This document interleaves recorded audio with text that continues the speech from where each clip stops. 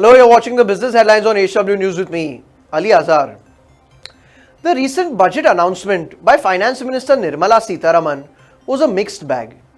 While it seemed to solely focus its attention on the BJP's vote bank, that is the middle class, it was broadly thought that it didn't do enough to encourage investment and spur demand that the economy so badly needed.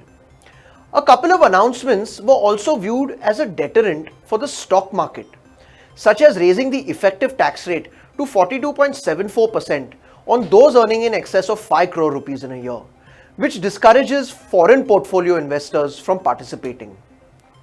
Further, raising the minimum threshold for public shareholding in listed companies from 25% to 35%, thereby making it mandatory for promoters to offload their shares in the open market. A rather controversial proposal the FM seeks to implement in her maiden budget presentation is issuing overseas bonds to facilitate borrowing by the government. The government from time to time is in need of money and resorts to borrowing for this purpose. For example, the fiscal deficit target set by the government for this year is 3.3% of GDP. This means the deficit or the difference between the government's receipts and its expenditures is expected to be somewhere in the range of 7 lakh crore rupees. This deficit has to be made up by borrowing money. Now, there are two sources from which the government can borrow this amount, via the domestic route or from foreign borrowings. It is precisely this that the centre is seeking to implement with its new ambition of borrowing a larger portion of its requirement from the overseas market. This proposal has come under severe criticism from various quarters, including from former RBI Governor and esteemed economist Dr. Raghuram Rajan, who was quoted as saying that this plan comes with severe risks but no real benefits. India has always been conservative with respect to overseas borrowings, only preferring to do so when absolutely required, and that too for minimal amounts. Now, however, the government announcing its intention to fund 10% of its requirement through this route, a host of heavy hitters, which include the likes of former RBI Governor Rakesh Mohan, former head of the Planning Commission Montek Singh Ahluwalia, and most recently Mr. Raghuram Rajan, have joined the ranks in their criticism of this move. Mr. Rajan, via a recent column in the Times of India, busted all myths about why taking on such overseas debt or external commercial borrowing is beneficial. He wrote that primarily the belief is that external borrowings are cheaper than domestic borrowings for the government, with interest rate difference being 3 to 4% less expensive. However, the fact is that because India has a high inflation rate, our currency keeps depreciating against the dollar or other major currencies, and hence any interest rate advantage is offset by the rupee depreciation when making principal and interest repayments. He further went on to say that another popular belief is that foreign inflow of capital is always desirable and brings with it liquidity in the form of forex. But then, he goes on to say, is borrowing the best route to bring in such money? Why not instead relax the rules and encourage more foreign portfolio investors and bring in more funds through that route?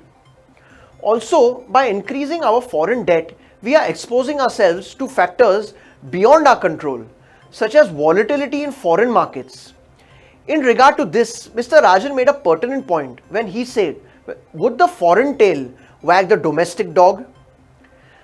We now tune in to our business and finance editor, Mr. Akhilesh Bhargav, to help us understand why this latest move by the centre to issue foreign currency debt instead of resorting to domestic borrowings is not beneficial. Over to you, sir. In the recent budget, the finance minister has proposed that Indian government would resort to external borrowings. In other words, the government will borrow in overseas markets in foreign currency. India so far has had a very conservative attitude to foreign borrowings, and very rightly so. The government has discouraged itself from borrowing abroad, and that's out of prudence, wisdom, and a conservative attitude. Why does borrowing abroad not make sense to us, even though the government thinks it's a great idea and so do its supporters. We think that finance and banking must be founded on conservatism, and this applies here in a big way. If you were to borrow abroad in foreign exchange, the interest cost is just a small part of the cost you pay. The larger cost that you pay is the exchange fluctuation loss that happens to the government and to the Indian rupee. So estimates say that if the government were to launch its bond in foreign markets at the interest rate of 3.5%, the real cost of borrowings would be in the range of 9% after you factor in the exchange fluctuation cover cost that you need to take. So the real cost of borrowing is not going to be as low as the government wants to say. The second reason is, when you borrow in domestic markets, in case there is any kind of a default, it doesn't really result in a hue and cry. The government can contain it and handle it. But if there is any default happening on the external front, India's credit rating falls. Moreover, the cost of borrowing snowballs not just for the government, but also for corporates and any other Indian entity. So when there is enough liquidity available in domestic markets, where is the need for the government to go abroad and borrow? And if the central government starts borrowing, there is no really mechanism still to stop the state governments also from approaching international markets and borrowing. And if that happens, then what the government says, that India's external borrowings to GDP ratio is very low, it will turn out to be otherwise. It may be below 5% today, but if this tap is opened up, the rate or the ratio of external loans to GDP will go into an adverse territory very soon, and that will be harmful to India's sovereign credit rating, which this government has always been very sensitive about. Wipro, India's fourth largest software services firm, announced a major reshuffle in its top management just last month. This reshuffle will see its founder and executive chairman, Azim Premji, step down and hand over the reins of power to his son, Rishad Premji.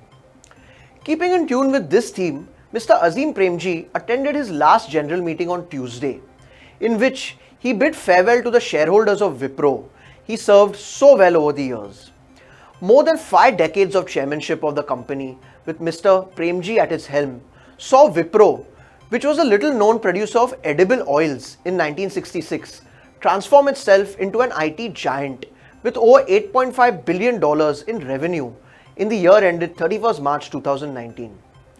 In his final address, he told the shareholders of the 73rd Annual General Meeting in Bengaluru that Wipro would be stepping up investments and focusing on 4 new age technologies such as digital, cloud, engineering services and cyber security to drive its growth.